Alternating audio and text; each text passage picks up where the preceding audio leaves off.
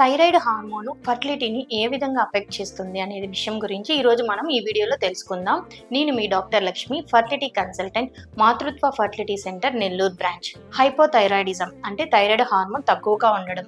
Thyroid hormone తక్కువగా ఉండటం వల్ల ఓవ్యులేషన్ జరగకపోవడం, ఇర్రెగ్యులర్ ఓవ్యులేషన్ జరగడం వంటివి జరుగుతూ ఉంటాయి. దీనివలన ప్రెగ్నెన్సీ అందుకోవడం కష్టంగా ఉంటుంది. హైపర్ థైరాయిడిజం అంటే థైరాయిడ్ హార్మోన్ ఎక్కువగా ఉండడం వలన ఫాస్ట్ మెటబాలిజం అనేది జరుగుతూ ఉంటుంది. దీనివల్ల హార్మోనల్ ఇంబ్యాలెన్స్ జరిగి ఓవ్యులేషన్ జరగకపోవడం జరుగుతూ ఉంటుంది. అంతేకాకుండా థైరాయిడ్ ప్రాబ్లమ్స్ ఉన్న వాళ్ళకి మెన్స్ట్రువల్ ఇర్రెగ్యులారిటీస్ వచ్చే అవకాశాలు ఉంటాయి.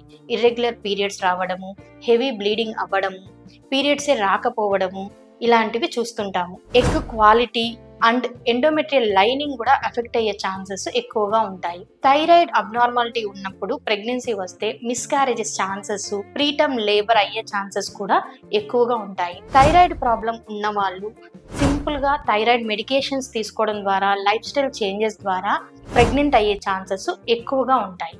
Thank you.